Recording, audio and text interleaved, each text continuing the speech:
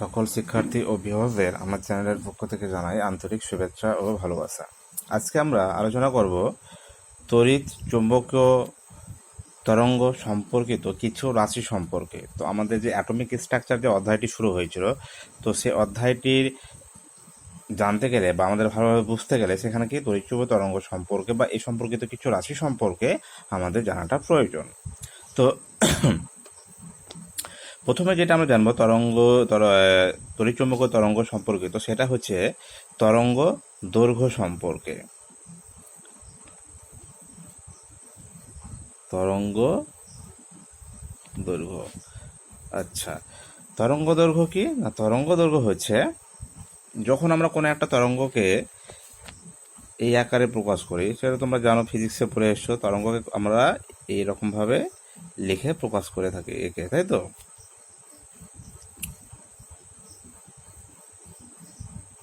আচ্ছা, তো এই ক্ষেত্রে এই যে তরঙ্গ দেখতে পাচ্ছ, এই তরঙ্গের ক্ষেত্রে এই যে প্রান্ত অর্থাৎ উপর দিকে এটা উঁচু হয়ে আছে, এগুলোকে বলা হয়ে থাকে কি? তরঙ্গ শীর্ষক। কি বলা হয়ে থাকে এগুলোকে? তরঙ্গ শীর্ষক। তো তরঙ্গের ক্ষেত্রে দুটো তরঙ্গ শীর্ষকের মধ্যবর্তী যে দূরত্ব, এই যে দূরত্ব দেখতে পাচ্ছ, এইটাকে বলা হয় তরঙ্গ দৈর্ঘ্য।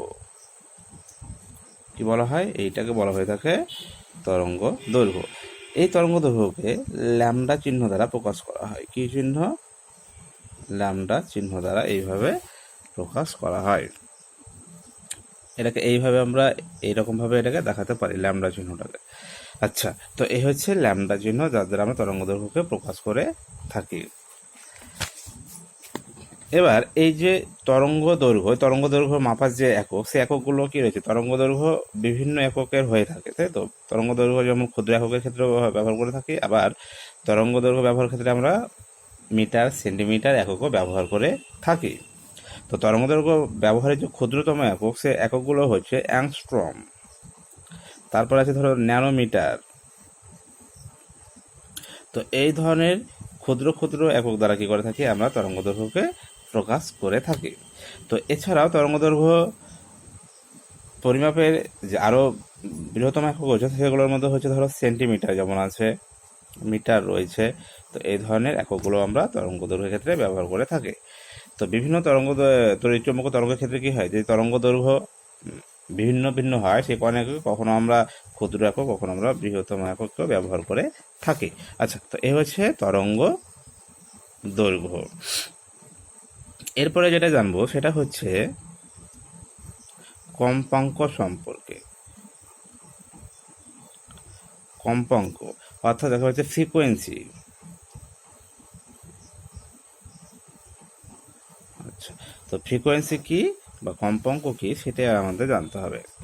তো ধরো এইরকম, আচ্ছা, তার আগে বলে যে কম্পাঙ্ক বা ফ্রিকোয়েন্সি কি। তো কম্পাঙ্ক বা ফ্রিকোয়েন্সি হচ্ছে যে একটি নির্দিষ্ট বিন্দু দিয়ে 1 সেকেন্ডে যতগুলো পূর্ণ তরঙ্গ অতিক্রম করে, সেই সংখ্যাটাই হচ্ছে কি তরঙ্গের কম্পাঙ্ক। আবার বলছি যে কোনো একটা বিন্দু দিয়ে 1 সেকেন্ডে যতগুলো পূর্ণ তরঙ্গ অতিক্রম করে, সেই সংখ্যাকে বলা হয়ে থাকে তরঙ্গ কম্পাঙ্ক। যেমন ধরো, উদাহরণ দিলে বুঝতে পারবে যে ধরো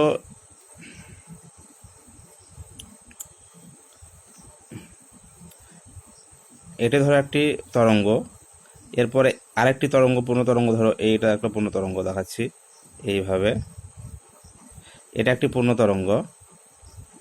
আচ্ছা, ঠিক এইখান থেকে আরেকটি ধরো পূর্ণ তরঙ্গ।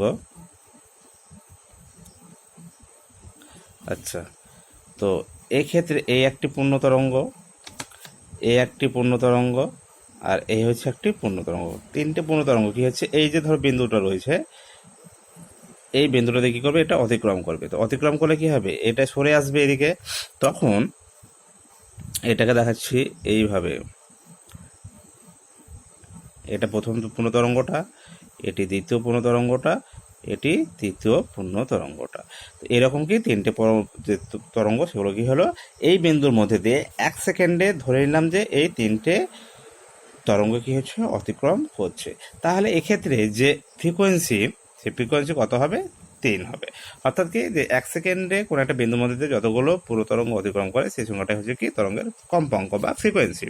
তো যেটাকে যে একক ব্যবহার করা হয় সেটা হচ্ছে সিপিএ, সাইকেল পার সেকেন্ড, এই এককে ব্যবহার করে থাকে। আবার অনেক সময় হার্জ এই এককে কী করে থাকে ব্যবহার হয়ে থাকে। তো এ হচ্ছে কম্পাঙ্ক। তো কম্পাঙ্ক যে ব্যবহার করি তার যে চিহ্ন, সেই চিহ্নটা হচ্ছে কম্পাঙ্ক ব্যবহারের ক্ষেত্রে যে চিহ্ন আমরা ব্যবহার করে থাকি সেই চিহ্নটা হচ্ছে ঠিক অনেকটা এই রকম, এটাকে বলা হচ্ছে নিউ। তো এই ধরনের কি কম চিহ্ন আমরা ব্যবহার করে থাকি কম্পাঙ্ক প্রকাশের ক্ষেত্রে। আচ্ছা, এরপরে যে রাশিটি রয়েছে সেটি হচ্ছে তরঙ্গ বেগ।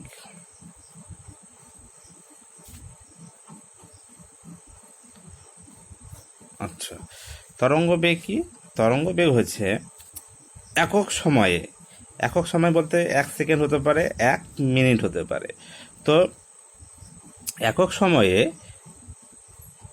তরঙ্গ, কোনো তরঙ্গ যে দূরত্ব অতিক্রম করে সেই দূরত্বকে বলা হয়েছে কি তরঙ্গ বেগ। অর্থাৎ তরঙ্গ বেগ আমরা যখন প্রকাশ করবো তখন সেটা সবসময় আমরা একক সময়ে যে দূরত্ব অতিক্রম করছে সেটাই হয়ে যাচ্ছে সেই তরঙ্গের বেগ। যেমন ধরো এই যে আগের উদাহরণটা রয়েছে, এটা যদি আমরা তুলে ধরি এখানে, তাহলে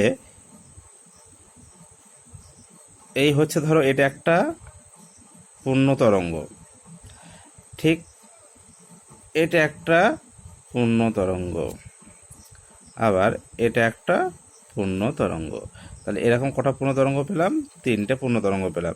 তাহলে এই পূর্ণ তরঙ্গগুলো কি হবে 1 সেকেন্ডে, ধরো এই বিন্দুটার মধ্যে দিয়ে, যেটা আগে উদাহরণ দিলাম, এইভাবে অতিক্রম করছে।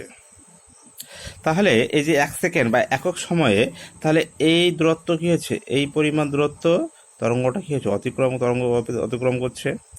তাহলে 1 সেকেন্ডে যেহেতু এই দূরত্ব অতিক্রম করছে, তাহলে এই যে দূরত্ব সেটাই হচ্ছে কি এই তরঙ্গের বেগ। তাহলে বেগটাকে আমরা কীতে প্রকাশ করি? সি দ্বারা প্রকাশ করে থাকি। তাহলে কি জানলাম যে একক সময়ে তরঙ্গ যে দূরত্ব, কোন তরঙ্গ যে দূরত্ব অতিক্রম করে সেটাই হচ্ছে কি ওই তরঙ্গের বেগ। এবার এই যে তরঙ্গ বেগের সঙ্গে কম্পাঙ্ক এবং যে তরঙ্গ দৈর্ঘ্য তার একটি সম্পর্ক রয়েছে। সম্পর্কটি হচ্ছে যে তরঙ্গ বেগ সি সমান হচ্ছে কম্পাঙ্ক নিউ ইন্টু হচ্ছে ল্যামডা। তাহলে কি পেলাম? তরঙ্গ বেগ সমান হচ্ছে কম্পাঙ্ক ইন্টু ওই তরঙ্গের কম্পাঙ্ক ইন্টু হচ্ছে তরঙ্গ দৈর্ঘ্য। তো এটা কি করে আসছে? বেগ সমান হচ্ছে কি কম্পাঙ্ক ইন্টু তরঙ্গ দৈর্ঘ্য। এটা কি করে আছে এটা একটু দেখো, তাহলেই বুঝতে পারবে। তো এই যে দূরত্ব, এই দূরত্বটা হচ্ছে কি যে এই পরিমাণ দূরত্ব একক সময় কি হচ্ছে অতিক্রম করছে, তাহলে এটাই হচ্ছে কি তার বেগ, যেটা হচ্ছে কি সি। এবার এগুলো হচ্ছে যদি একটা পূর্ণ তরঙ্গ হয় তাহলে এই যে তরঙ্গ দৈর্ঘ্য সেটা কি হবে? এটা হবে এক একটা ল্যামডা। তাহলে এখান থেকে দেখতে পাচ্ছ যে এরকম যদি আমরা, এটা একটা ল্যামডা, এইটা একটা ল্যামডা, এইটা একটা ল্যামডা, তাহলে সি এর সঙ্গে যদি আমরা ল্যামডা তুলনা করি, তাহলে সি এর সঙ্গে ল্যামডা তুলনা করলে এরকম যদি 3খানা ল্যামডা আমরা নিই তাহলে সেটা কি হবে? সি এর সঙ্গে সমান হবে। তাহলে সি সমান আমরা বলতে পারি কি 3 ল্যামডা। কি বলতে পারি? 3 ল্যামডা। তাহলে এই যে 3 সংখ্যাটা 3, এই 3টা কি? এই যে দেখো এখান থেকে যে পূর্ণ তরঙ্গের সংখ্যা একক সময়ে এই বিন্দুটার মধ্যে দিয়ে 1 সেকেন্ডে কতগুলো পূর্ণ তরঙ্গ অতিক্রম করছে? 3টে পূর্ণ তরঙ্গ অতিক্রম করছে। তো এই যে 3 তাহলে সেটাই হচ্ছে তার কম্পাঙ্ক। তাহলে এই 3-এর বদলে কি বলতে পারি? আমরা কম্পাঙ্ক নিতে পারি, যেটা হচ্ছে নিউ। অতএব সি সমান কি বলতে পারি? New into lambda. তাহলে কি পেলাম? বেগ, তরঙ্গ বেগ সমান হচ্ছে কম্পাঙ্ক ইন্টু ল্যামডা।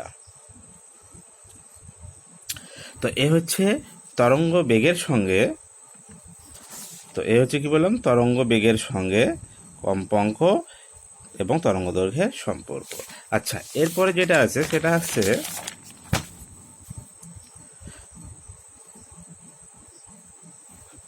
তরঙ্গ সংখ্যা। এরপরে কি জানবো আমরা? তরঙ্গ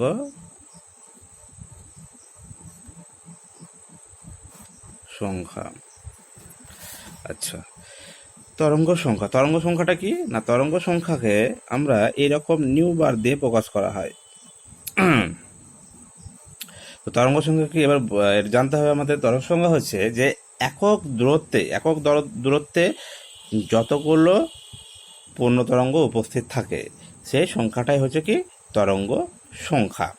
যেমন ধরো আমরা একক দূরত্ব বলতে ধরো 1 সেন্টিমিটার নিলাম, কতটা নিলাম, এই যে দূরত্ব ধরে নিলাম, এই দূরত্ব হচ্ছে 1 সেন্টিমিটার। ধরো এখানে এরকমভাবে কি আছে তরঙ্গগুলো রয়েছে। আচ্ছা, তাহলে এই যে 1 সেন্টিমিটারের মধ্যে যতগুলো কি থাকবে এরকম পূর্ণ তরঙ্গ থাকবে সেই সংখ্যাটাই হয়ে যাবে কি তরঙ্গ সংখ্যা। তো তরঙ্গ সংখ্যার সঙ্গে এই তরঙ্গ দৈর্ঘ্যের একটা সম্পর্ক আছে। তাহলে এখানে দেখো এরকমভাবে একটা তরঙ্গ দৈর্ঘ্য, যে তরঙ্গ দৈর্ঘ্য সেটা কি হবে ল্যামডা, একটা জন্য কি পাবো আমরা ল্যামডা ল্যামডা ল্যামডা করে পাবো। তাহলে এখানে এটা যদি বলি 1 সেন্টিমিটার, দূরত্বটা কত 1 সেন্টিমিটার। তাহলে এই 1 সেন্টিমিটার দূরত্বে যে তরঙ্গের সংখ্যা তাহলে সেটা কি করে পাবো, তাহলে এই 1 সেন্টিমিটারকে যদি আমরা কি করি ভাগ করি, কি দিয়ে ভাগ করি তরঙ্গ দৈর্ঘ্য দিয়ে ভাগ করি, তাহলে এখানে কতগুলো তরঙ্গ আছে সেগুলো আমরা পেয়ে যাব। তাই 1 সেন্টিমিটারকে যদি আমরা এই ল্যামডা দিয়ে ভাগ করি তাহলে এখানে কতগুলো তরঙ্গ আছে সেটা আমরা পেয়ে যাব, যেটা হচ্ছে নিউ বার। তাহলে নিউ বার সমান কি পেলাম, নিউ বার সমান হচ্ছে 1/λ। তাহলে এ হচ্ছে তরঙ্গ সংখ্যার সঙ্গে তরঙ্গ দৈর্ঘ্যের সম্পর্ক। তো এখানে নিউ বার সমান 1/λ, আবার ল্যামডা সমান আমরা একটু আগে দেখলাম কি যে সি সমান হচ্ছে নিউ ইন্টু ল্যামডা। আবার ল্যামডা সমান তাহলে কি লিখতে পারি, ল্যামডা সমান লিখতে পারি সি বাই নিউ, এটা লিখতে পারি ল্যামডা সমান কি লিখতে পারি সি বাই নিউ। তাহলে এখানে যদি আমরা ল্যামডার মানটা বসিয়ে দিই তাহলে মিউ বার সমান হচ্ছে 1/সি বাই নিউ, বা মিউ বার সমান হচ্ছে মিউ বাই সি। তো এটা হচ্ছে আর একটা সম্পর্ক, যেখানে আমরা কি দেখতে পাচ্ছি যে তরঙ্গ সংখ্যার সঙ্গে তরঙ্গ কম্পাঙ্ক এবং তরঙ্গ বেগের মধ্যে সম্পর্ক। তো এই যে সম্পর্কগুলো জানলাম, এই সম্পর্কগুলোর মধ্যে আমাদের যেটা সবচেয়ে বেশি পরিমাণে জানতে হবে সেটা হচ্ছে C equals to nu lambda. এই যে রিলেশনটা এটা আমাদের খুব ভালো করে জানতে হবে। আর একটা হচ্ছে নিউ বার সমান হচ্ছে 1/λ। তো এই সম্পর্কগুলো ভালো করে আমাদের জানতে হবে, যেগুলো আমাদের এখানে প্রয়োজন রয়েছে। আচ্ছা, তো এই হচ্ছে তড়িৎ চৌম্বকীয় সংক্রান্ত কিছু রাশি, সেই রাশিগুলো আমরা সম্পর্কে জানলাম। এবার যেটা আছে, যেটা আমাদের স্বল্প মাত্রায় রয়েছে, যেটা একটু স্বল্প পরিমাণে জানতে হবে আমাদের, সেটা হচ্ছে ম্যাক্সওয়েলের তড়িৎ চৌম্বকীয় তরঙ্গ সম্পর্কে একটু জানতে হবে।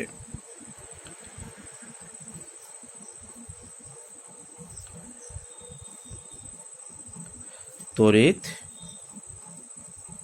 চুম্বকীয় তত্ত্ব, ম্যাক্সওয়েলের আমরা কি জানবো তড়িৎচুম্বকীয় তত্ত্ব সম্পর্কে একটু আমাদের জানতে হবে। তো ম্যাক্সওয়েলের ক্ষেত্রে এটা বোঝার জন্য যদি আমরা কিছু পয়েন্ট আকারে লিখি তাহলে সেটা আমাদের বুঝতে খুব সুবিধা হবে। আচ্ছা, তো পয়েন্টগুলো প্রথমে হচ্ছে একটা হচ্ছে নিরবচ্ছিন্ন,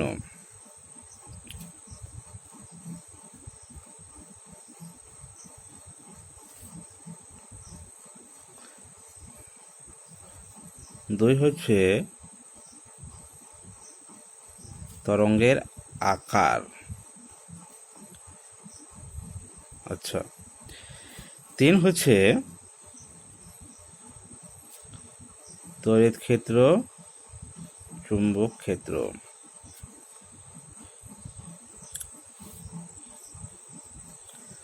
আচ্ছা, 4 হচ্ছে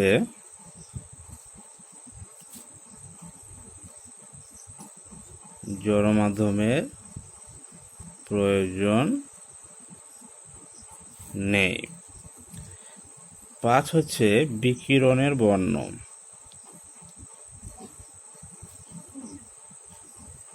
আচ্ছা।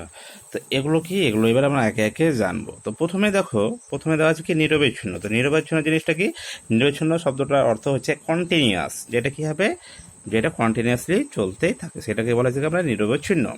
তো ম্যাক্সওয়েলের তড়িৎচুম্বকীয় তত্ত্ব বলা হচ্ছে যে ধরো এরকম কোনো একটি বস্তু রয়েছে, তো এইরকম বস্তু থেকে যদি কি হয় শক্তি বেরিয়ে যায়, তো শক্তিটা কি হবে, শক্তিটা বিকিরণ আকারে বা শক্তি বিকিরিত আকারে কি হবে বেরোবে, এবং যখন এখান থেকে শক্তিটা বেরোবে বিকিরিত আকারে তখন বলা হচ্ছে এই যে বিকিরণটা হবে সেটা সবসময় কি থাকবে নিরবচ্ছিন্ন থাকবে, অর্থাৎ শক্তিটা যখন বেরিয়ে যাবে সেটা কন্টিনিউয়াসলি কি হবে বাইরে বেরিয়ে যাবে। তো এটাই হচ্ছে কি যে ম্যাক্সওয়েলের তড়িৎচুম্বকীয় তরঙ্গ তত্ত্ব ক্ষেত্রে নিরবচ্ছিন্ন। তাহলে যে কোনো বস্তু থেকে যখন কি হয় শক্তি বিকিরিত হয় বা শক্তি বেরিয়ে যায়, সেটা সবসময় কি হবে, সেটা সবসময় নিরবচ্ছিন্ন আকারে কি হবে, বাইরে বেরিয়ে যাবে। এরপরে দেখো যেটা ছিল পরের টার্ম, সেটা হচ্ছে যে তরঙ্গের আকার। তরঙ্গের আকার বলতে যে কোনো বস্তু যখন শক্তি বর্জন করে বা শক্তি ছেড়ে দেয় বা শক্তি যখন গ্রহণ করে, সেটা সবসময় কি হবে, সেটা তরঙ্গের আকারে করে। তরঙ্গের আকারে শক্তি বিকিরণ করতে পারে বা শক্তি ছেড়ে দিতে পারে, অর্থাৎ আবার কি যখন শক্তি গ্রহণ করবে সেটা তরঙ্গের আকারে সেটা কি করবে, শক্তিটাকে গ্রহণ করবে। আচ্ছা, পরের যে পয়েন্টটা হচ্ছে সেটা হচ্ছে কি তড়িৎ ক্ষেত্র এবং চৌম্বক ক্ষেত্র। তড়িৎ ক্ষেত্র চৌম্বক ক্ষেত্র কি, যে কোনো তড়িৎ চৌম্বকের তরঙ্গ এমনভাবে গঠিত হয় সেটা হচ্ছে তড়িৎ ক্ষেত্র এবং চৌম্বক ক্ষেত্র দ্বারা। এবং এক্ষেত্রে চৌম্বক ক্ষেত্রের অভিমুখ ঠিক যেদিকে থাকবে, তড়িৎ ক্ষেত্রের অভিমুখ কী হবে, তার সঙ্গে লম্বভাবে থাকবে।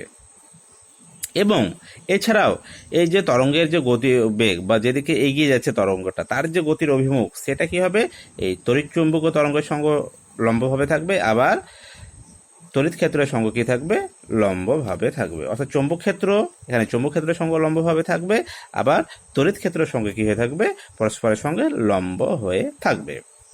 আচ্ছা, তারপরে নেক্সট যে পয়েন্ট বলা হচ্ছে সেটা হচ্ছে জড় মাধ্যমের প্রয়োজনে। অর্থাৎ যখন কি হবে, কোনো একটা তড়িৎ চৌম্বকীয় তরঙ্গ কি হবে, এগিয়ে যাবে বা মুভ করবে, তখন সেক্ষেত্রে কিন্তু কোনো জড় মাধ্যমের প্রয়োজন হয় না। জড় মাধ্যম ছাড়াই কি হতে পারে, তড়িৎচুম্বক তরঙ্গ এক জায়গা থেকে আরেক জায়গায় কি হতে পারে, মুভ করতে পারে। যেটা আমরা জানি যে সূর্যের যে রশ্মিটা কি হয় আমাদের এখানে যে পৌঁছায়, যেখানে কি রয়েছে, শূন্য মাধ্যম রয়েছে, কোনো মাধ্যমই নেই, তো সেখান থেকেও কি হচ্ছে, সূর্য থেকে রশ্মিটা এসে, আলোক রশ্মি এসে কি হয়, আমাদের ভূপৃষ্ঠে এসে পড়ে। তার মানে কি যে তড়িৎচুম্বক তরঙ্গের ক্ষেত্রে বিস্তারের ক্ষেত্রে কিন্তু কোনো মাধ্যমে বা কোনো জড় মাধ্যমের প্রয়োজন হয় না। আচ্ছা, তারপরে যেটা হচ্ছে কি বিকিরণের বর্ণ। অর্থাৎ বিকিরণের বর্ণ বলতে গেলে যখন ধরো কোনো একটা বস্তু থেকে যখন একটা বিকিরণ বা বিকিরিত হবে কোনো রশ্মি, তখন তার সেই রশ্মিটার মানে বর্ণ বা কালারটা কি হবে, সেটা নির্ভর করবে যে যে রশ্মিটা বিকিরিত হচ্ছে সেই রশ্মির তরঙ্গ দৈর্ঘ্যের উপর। আচ্ছা, যে তড়িৎচুম্বকীয় তরঙ্গটা বেরিয়ে আসছে তরঙ্গ আকারে, যেহেতু শক্তি শোষণ কি হয়েছে, তরঙ্গ আকারে কি হয়েছে, বিকিরিত হচ্ছে, তাহলে ওই যে তরঙ্গের যে তরঙ্গ দৈর্ঘ্য, সেই তরঙ্গ দৈর্ঘ্যের উপর নির্ভর করবে যে বিকিরণের বর্ণটা কীরকম হবে। তো এই ছিল ম্যাক্সওয়েলের তড়িৎ চুম্বকীয় তরঙ্গ তত্ত্ব। আচ্ছা, এবার আমরা জানবো যে তড়িৎ চুম্বকীয় বর্ণালী সম্পর্কে। তড়িৎ চুম্বকীয় বর্ণালী। আচ্ছা, তাহলে কি জানবো এবার আমরা, তড়িৎ চুম্বকীয় বর্ণালী সম্পর্কে জানবো। তড়িৎ চুম্বকীয় বর্ণালী কি, তড়িৎ চুম্বক বর্ণগুলো আমাদের বিভিন্ন যে তড়িৎ চুম্বকীয় তরঙ্গগুলো রয়েছে, যেমন ধরো কসমিক রে, কি রয়েছে, কসমিক রে। এরপরে যেমন আছে ধরো গামা রে, এক্স রে, তারপরে আছে ইউভি, ভিজিবল। আচ্ছা, এরপরে কি আছে, আই আর, তারপরে আছে মাইক্রো ওয়েভ, এরপরে আছে রেডিও ওয়েভ। তো এগুলো কি, এগুলো হচ্ছে সবগুলোই হচ্ছে তড়িৎ চুম্বকীয় তরঙ্গ। তো এই যে প্রত্যেকটা তড়িৎ তরঙ্গ, এই প্রত্যেকটা তড়িৎ তরঙ্গের ক্ষেত্রে এদের যে বেগটা কিন্তু সবসময় কি থাকে, সবগুলোর ক্ষেত্রে সমান হয়। তো মনে রাখবে যে এদের যে বেগ, আলোর যে শূন্য মাধ্যমে বেগ, সেটাই হচ্ছে কি তড়িৎ চুম্বকীয় তরঙ্গের বেগ। এবং জানি যে শূন্য মাধ্যমে আলোর বেগ হয় 3 × 10⁸ মিটার পার সেকেন্ড বা 3 × 10⁻10 সেন্টিমিটার পার সেকেন্ড। আচ্ছা, তো এই যে কসমিক রে, এই গামা রে, X ray, UV, visible, IR, তো এখানে এই যে মাইক্রোওয়েভ, তারপর আছে কি রেডিও ওয়েভ। তো এই যে এত ধরনের তড়িৎচুম্বকীয় তরঙ্গ রয়েছে, এই এত ধরনের তড়িৎচুম্বকীয় তরঙ্গ কিন্তু আমাদের দৃশ্যমান রেঞ্জের মধ্যে পড়ে না। এদের মধ্যে যেটা দৃশ্যমান রেঞ্জের মধ্যে পড়ছে সেটা হচ্ছে যে এই যে ভিজিবলটা দেখতে পাচ্ছ, এই ভিজিবল রেঞ্জটার মধ্যে কি হয়েছে আমাদের দৃষ্টিগোচরে ধরা পড়ে, অর্থাৎ এই রেঞ্জের মধ্যে যে আলোগুলো রয়েছে সেগুলোকে কিন্তু কি হয় আমরা চোখে দেখতে পাই। আচ্ছা, তো এই যে তড়িৎচুম্বক তরঙ্গগুলো রয়েছে, এই তড়িৎচুম্বক তরঙ্গগুলো যদি আমরা উপর থেকে নিচের দিকে নামি, তো এর যে তরঙ্গ দৈর্ঘ্য, এই তরঙ্গ দৈর্ঘ্যের মান কিন্তু উপর থেকে নিচের দিকে কি হবে ক্রমশ বাড়তে থাকে। তাহলে নিচে উপর দিক থেকে নিচের দিকে যত নম্বর তত কি হবে যে তরঙ্গ দৈর্ঘ্যের যে মান, ল্যামডার যে মান, সেটা কি হবে ক্রমশ বেশি হবে। এবার আমরা এই ল্যামডার সঙ্গে যদি আমরা এর সম্পর্ক দেখি, অর্থাৎ একটু আগে বলছিলাম যে সি সমান হচ্ছে নিউ ইন্টু ল্যামডা। এবার যদি আমরা ল্যামডা সমান লিখি তাহলে ল্যামডা সমান হচ্ছে সি বাই নিউ। এবার এই যে বেগ, এই যে তড়িৎচুম্বক তরঙ্গগুলো রয়েছে এদের ক্ষেত্রে কি প্রত্যেকের ক্ষেত্রে কি বেগ কিন্তু সমান। তার মানে বেগ যদি সমান হয় তাহলে এটা হচ্ছে ধ্রুবক রাশি। তাহলে এটা যদি ধ্রুবক রাশি হয় তাহলে ল্যামডা সমান বলতে পারি যে আমরা 1/নিউ, অর্থাৎ কম্পাঙ্কের সঙ্গে যে তরঙ্গ দৈর্ঘ্য তার যে সম্পর্ক সেটা হচ্ছে ব্যস্ত সম্পর্ক। অর্থাৎ তরঙ্গ দৈর্ঘ্য বাড়লে কি কমবে, কম্পাঙ্ক কমবে। অর্থাৎ উপর থেকে যদি নিচ দিকে এবার আমরা নামি তাহলে কি হবে কম্পাঙ্ক কমতে থাকবে। এবার উল্টো দিকে যদি বলি তাহলে নিচ থেকে যদি আমরা উপর দিকে উঠি তাহলে কি হবে এদের কম্পাঙ্ক কি হবে বাড়তে থাকবে। তো এই যে ভিজিবল রেঞ্জ, এই রেঞ্জের মধ্যে যে আলোগুলো রয়েছে সেগুলো কিন্তু কি হয় আমাদের হচ্ছে দৃশ্যমান আলো, বা যেগুলোকে আমরা কি হয় দেখতে পাই। তো আমরা যেমন পড়েছিলাম যে VIBGYOR, V I B G Y O আর।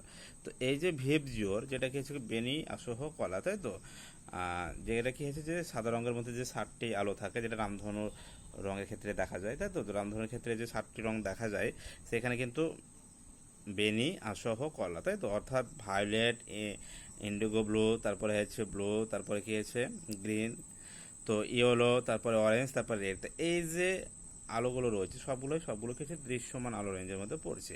এবং এই যে উপর থেকে নিচ দিকে যত নামবে তত কি বললাম যে তরঙ্গ দৈর্ঘ্য কি হচ্ছে বৃদ্ধি হবে বা তরঙ্গ দৈর্ঘ্য বাড়বে। তাহলে এই যে ভেবজোর ক্ষেত্রে যদি দেখি তাহলে ভেবজোর ক্ষেত্রে কিন্তু একই জিনিস দেখা যায়। তো যেহেতু রেড লাল আলোটা কি আছে, লালটা নিচে রয়েছে, তার মানে উপর থেকে যদি আমরা নিচের দিকে নামি তাহলে এই যে ভায়োলেট বা বেগুনি, তাহলে বেগুনি বর্ণের ক্ষেত্রে তরঙ্গ দৈর্ঘ্য কিন্তু কি হয় সবচেয়ে কম হয়। আবার যে লাল আলো তার ক্ষেত্রে কিন্তু তরঙ্গ দৈর্ঘ্য সেটা কি হচ্ছে সবচেয়ে বেশি হয়। আচ্ছা, তো এই হচ্ছে কি তড়িৎচুম্বকীয় তরঙ্গ সম্পর্কে যে এগুলো রয়েছে সেই তড়িৎচুম্বকীয় তরঙ্গ সম্পর্কে জানলাম। আচ্ছা, এবার যেটা আমাদের জানতে হবে সেটা হচ্ছে যে আমাদের মূল বিষয় সেটা হচ্ছে হাইড্রোজেনের রেখা বর্ণালী।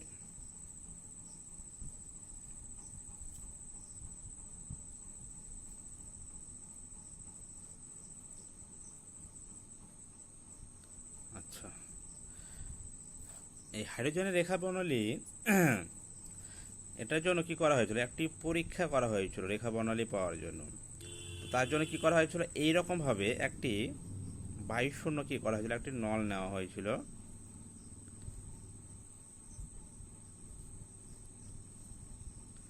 এই বায়ুশূন্য নলের মধ্যে কি করা হয়েছিল, এখানে তার দিয়ে ব্যাটারির সঙ্গে দু প্রান্তে কি রাখা হয়েছিল, দুটো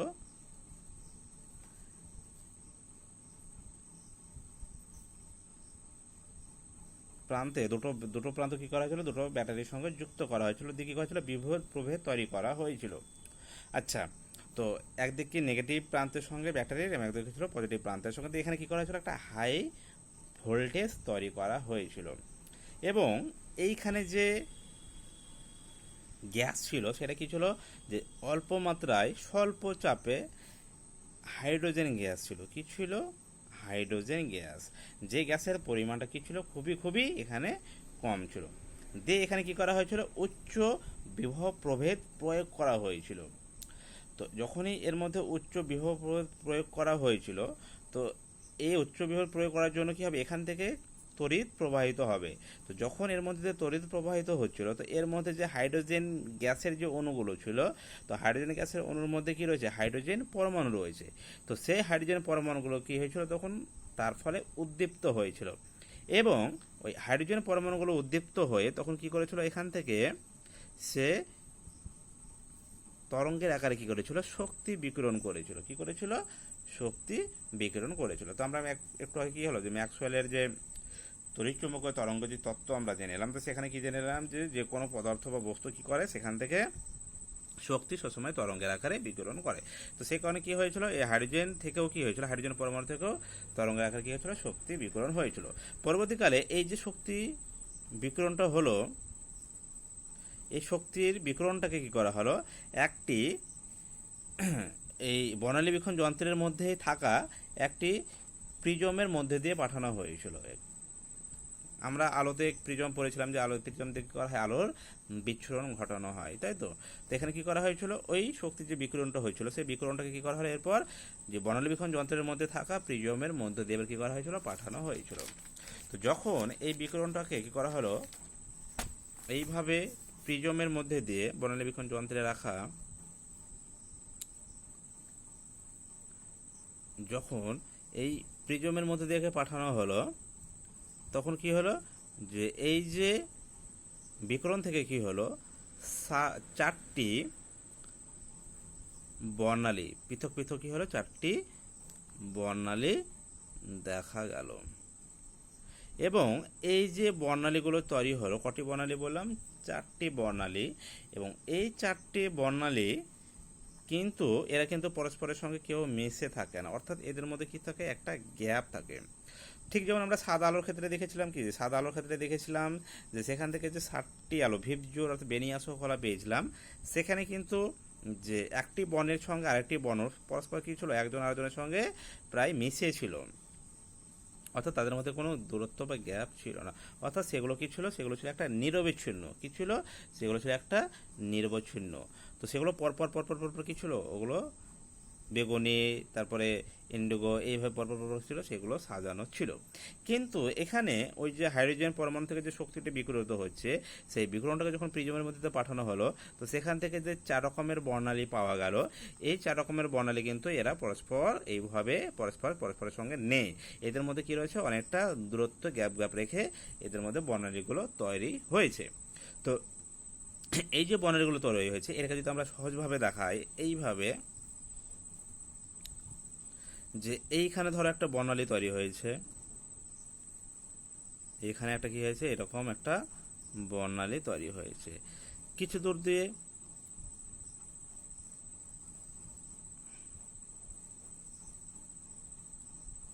এইখানে আর একটা বর্ণালী তৈরি হয়েছে,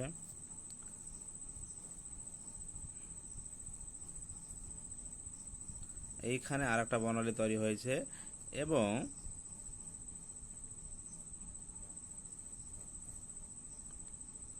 এইখানে আরেকটা বর্ণালী তৈরি হয়েছে।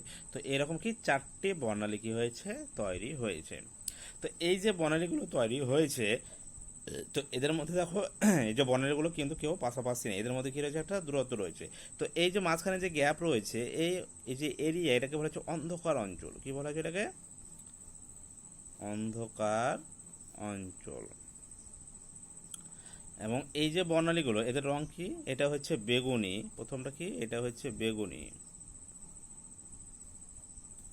এটা হচ্ছে নীল, আচ্ছা এটা হচ্ছে সবুজ, কি বলা হচ্ছে, এটা সবুজ। তারপরটা হচ্ছে নীলাভ সবুজ, আচ্ছা এইটা হচ্ছে লাল। তো এইরকম কি 4 রকমের কি হয়েছিল, বর্ণালী তৈরি হয়েছিল। তো এই যে 4 রকমের বর্ণালী তৈরি হয়েছিল, এটাকে নাম দেওয়া হয় এইচ আলফা, এটা হচ্ছে এইচ বিটা, এইটা গামা, আর এইটা হচ্ছে ডেল্টা। তো এইভাবে কি করা হয়, 4টি বর্ণালীকে কি করা হয়, 4টি বর্ণকে ভিন্ন ভিন্ন নাম দেওয়া হয়। তো এক্ষেত্রে এই যে প্রথম যে বর্ণালীর এই যে দৃশ্যমান রেঞ্জের মধ্যে যে বর্ণালীগুলো তৈরি হয়, এটা প্রথম দেখিয়েছিলেন বিজ্ঞানী বামার দেখিয়েছিলেন 1885 খ্রিস্টাব্দে। তো বিজ্ঞানী বামার এই প্রথম দেখেছিলেন যে হাইড্রোজেন পরমাণুর যে ক্ষেত্রে যখন যে বর্ণালী এটা তৈরি হলো, সেই বর্ণালীগুলো ছিল কি নিরবচ্ছিন্ন বর্ণালী, অর্থাৎ প্রত্যেকটা কেউ কারোর সঙ্গে কি লেগেছিল না, অর্থাৎ তাদের মধ্যে কি ছিল, একটা গ্যাপ, একটা দূরত্ব ছিল, অর্থাৎ সেটা কি ছিল, তাদের মধ্যে একটা বিচ্ছিন্ন ছিল, অর্থাৎ সেটা নিরবচ্ছিন্ন ছিল না।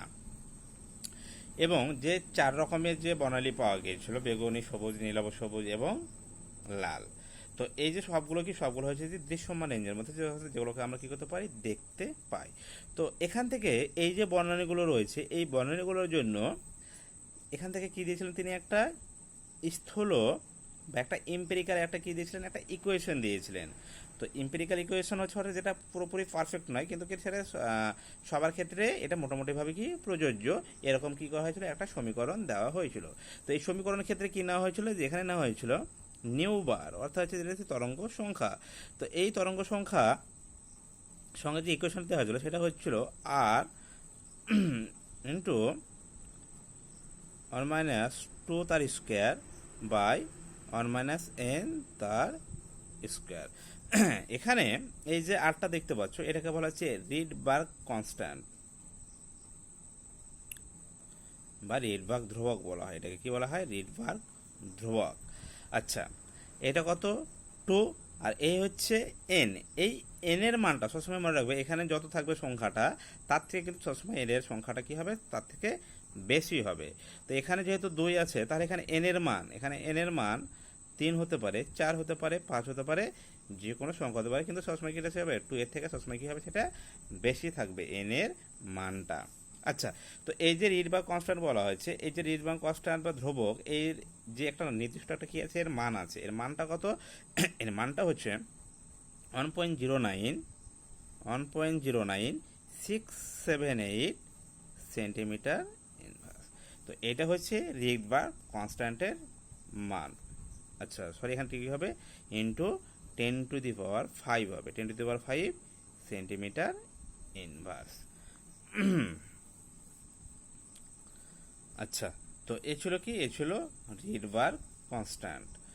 তো এই রিডবার্গ কনস্ট্যান্টের ক্ষেত্রে আমরা অনেক সময় এটাকে এইভাবে লিখে থাকি, 1.0967 না লিখে এটাকে 1.0968 এইভাবে কিন্তু মানটা লেখা হয়। আচ্ছা, তো এ ছিল যে বামার যে সিরিজ, অর্থাৎ এই যে বর্ণালীগুলো পেয়েছিলেন তার জন্য তিনি যে সিরিজটা দিয়েছিলেন, সেটা তার যে সমীকরণ, তো ইকুয়েশন সেটা হচ্ছে এইটা, নিউ বার ইকুয়াল টু আর 1/2 তার স্কোয়ার বাই 1 মাইনাস এন তার স্কোয়ার। তো এটা দিয়েছিলেন কি, বিজ্ঞানী বামার। তো এটা যেহেতু বামার দিয়েছিলেন, এই বামারের পরেও কিন্তু আরও 5 জন বিজ্ঞানী এই হাইড্রোজেনের কি পেয়েছিলেন, আরও সূক্ষ্ম বর্ণালী পেয়েছিলেন। এবং যেগুলো যখন পরবর্তীকালে যখন উন্নত মানের বর্ণালীবীক্ষণ যন্ত্র আবিষ্কার হয়ে গেল, তো ওই উন্নত মানের যন্ত্র দিয়ে কি দেখা গেল যে হাইড্রোজেনের এই বর্ণালীর মধ্যে কি রয়েছে, আরও সূক্ষ্ম বর্ণালী রয়েছে। তো আরও 5 জন বিজ্ঞানী তারা কি দিয়েছিলেন, বর্ণালী দিয়েছিলেন, দিয়ে তাদের মধ্যে কি সিরিজ পেয়েছিলেন। তো যে যে আরও 5 জন বিজ্ঞানী দিয়েছিলেন সেগুলো এবার আমরা একটু জানবো। আচ্ছা, তো এইটা কি, এই যে সিরিজটা পেলাম এটাকে বলা হচ্ছে বামার সিরিজ। কি বলা হচ্ছে, এটাকে বলা হচ্ছে কি, বামার সিরিজ। তো এছাড়াও আরও 5টা সিরিজ রয়েছে। যে 5টা সিরিজ কি কি, প্রথমে যে সিরিজটা রয়েছে সেটা হচ্ছে লিম্যান। কি এটাকে বলা হচ্ছে, লিম্যান সিরিজ। তো এই লিম্যান সিরিজের ক্ষেত্রে যে ইকুয়েশন সেটা হচ্ছে নিউ বার সমান হচ্ছে আর 1/, যখন এটা লিম্যান হয়ে যাবে তখন এখানে কত হবে, এটা অন হবে, এখানে অনের স্কোয়ার মাইনাস 1/n তার স্কোয়ার। সবসময় মনে রাখবে এই যে এন এর মান, এই এন এর মানটা এখানে যা থাকবে তার থেকে কিন্তু সবসময় বেশি হবে। অর্থাৎ যেহেতু এখানে 1 হয়েছে, সে কারণে এন এর যে মান, এই এন এর মানটা কত হবে, 2 হতে পারে, 3 হতে পারে, 4 হতে পারে, যে কোনো সংখ্যা হতে পারে। তো এই যে সিরিজ এটাকে বলা হচ্ছে কি, লিম্যান সিরিজ। আচ্ছা, তো লিম্যানের পরে এই যে সেকেন্ড যেটা আছে সেটা হচ্ছে বামার। তো বামারটা একটু আগে দেখালাম, বামারটা কি, তো বামারের ক্ষেত্রে 1/r, সেখানে কি 1/, এখানে 2 হয়ে যাবে, কত হয়ে যাবে, 2 তার স্কোয়ার বাই n তার স্কোয়ার। এখানে n এর মানটা কত হবে, সবসময় 2 এর বেশি হবে, 3, 4, 5। ঠিক একইভাবে এরপরে লিম্যান, বামার, তারপরে যেটা আসছে সেটা হচ্ছে প্যাসেন সিরিজ। কি সিরিজ, প্যাসেন সিরিজ। তো এক্ষেত্রে যে ইকুয়েশন সেটা হচ্ছে, আচ্ছা এটা হবে, সরি এটা আছে আর, শুধু আর 1/r, শুধু আর। আচ্ছা তাহলে কি হবে, এখানে আর 1/, থ্রি তার স্কোয়ার বাই এন তার স্কোয়ার। তাহলে এখানে দেখতে পাচ্ছ যে প্যাসানের ক্ষেত্রে এখানে কত হবে, 3 হবে। তাহলে এইভাবে মনে রাখবে যে লিমারের ক্ষেত্রে এখানে 1, বামারের ক্ষেত্রে এখানে 2, প্যাসানের ক্ষেত্রে এখানে আসবে 3। তো 3 হলে এখানে এন এর যে মান, এন এর মানটা কি হবে, সবসময় 3 এর বেশি হবে, 4, 5, 6 যে কোনো মান হতে পারে। তাহলে লিমান, বামার, পাসেন আরও 3টে রয়েছে, সেটা হচ্ছে 4 নাম্বার হচ্ছে ব্র্যাকেট। ব্র্যাকেট সিরিজ, ব্র্যাকেট সিরিজটা কি, ব্র্যাকেট সিরিজের ক্ষেত্রে নিউবার সমান হচ্ছে আর 1 বাই, যখন এটার মান কত হয়ে যাবে, 4 হয়ে যাবে, স্কোয়ার বাই এন তার স্কোয়ার। তাহলে এখানে এন এর মান কত হবে, এন এর মান নিশ্চয়ই 5, 6, 7 হবে, অর্থাৎ 4 থেকে বেশি হবে। তাহলে কি হলো, ব্র্যাকেট পেলাম। এরপরে আসছে 5 নম্বর হচ্ছে ফুন সিরিজ। এখানে ফুন সিরিজের ক্ষেত্রে ঠিক একইভাবে যে ইকুয়েশন সেটা হচ্ছে 5 তার স্কোয়ার বাই এন তার স্কোয়ার। তাহলে এখানে এন এর মান কী হবে, 6, 7, 8, সবসময় কী হবে, 5-এর চেয়ে বেশি হবে। লাস্ট যেটা রয়েছে সিরিজ সেটা হচ্ছে হ্যামফ্রিজ।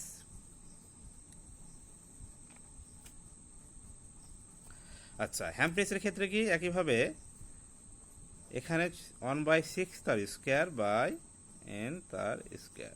তাহলে এন এর মান কত হবে, 7, 8, 9। তো এইভাবে কি সিরিজগুলো পেয়ে থাকি।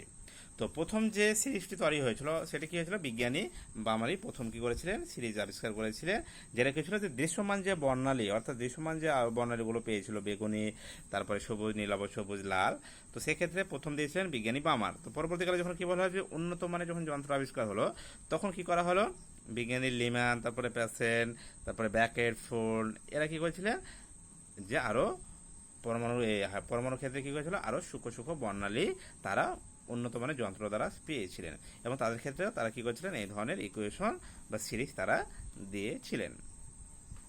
আচ্ছা, তো এই ছিল কি হাইড্রোজেনের রেখা বর্ণালী।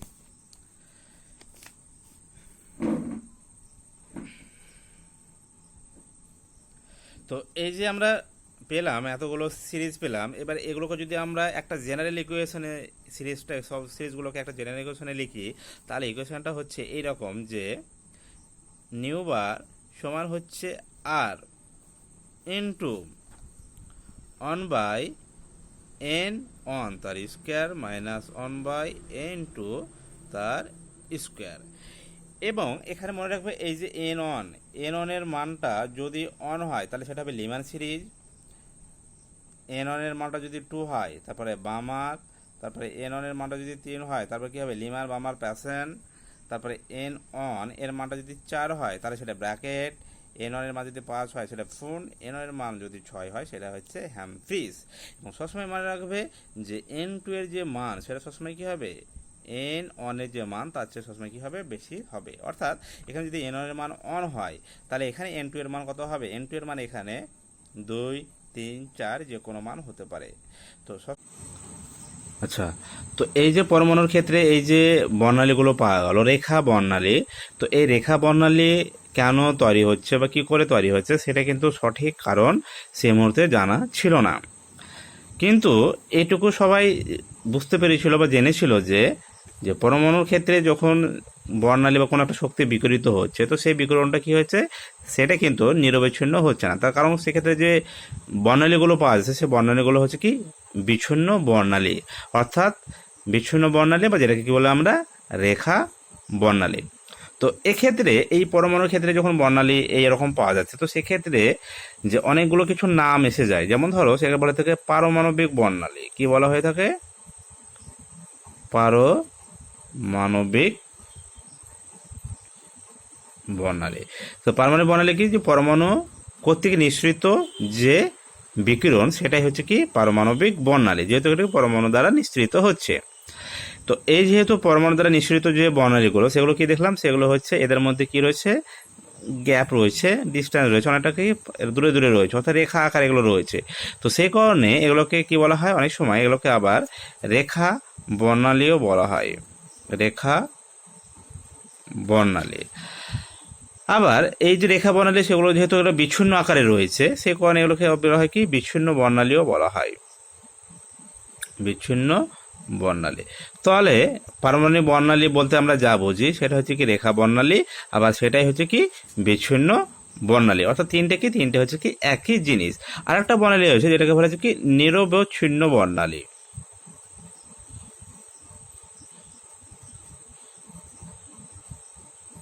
আচ্ছা, তো নিরবচ্ছিন্ন বর্ণালী কি না, নিরবচ্ছিন্ন বর্ণালী হচ্ছে যে যখন কি এই যে বর্ণালীগুলো যখন নিরবচ্ছিন্ন আকারে থাকবে তখন সেক্ষেত্রে আমরা কি ব্যবহার করে থাকি, নিরবচ্ছিন্ন বর্ণালী। কিন্তু পরমাণুর ক্ষেত্রে আমরা কি দেখতে পেলাম, পরমাণুর ক্ষেত্রে সেটাকে বলে থাকবো পারমাণবিক বর্ণালী বা রেখা বর্ণালী, বর্ণসমাজকে বিচ্ছিন্ন বর্ণালীও আমরা বলে থাকি। তো এই হচ্ছে হাইড্রোজেনের রেখা বর্ণালী সম্পর্ক যাবতীয় আলোচনা। তো আজকে এই পর্যন্তই, ধন্যবাদ। এরপরে যে বিষয়গুলো আছে সেগুলো নিয়ে আমরা আলোচনা করব।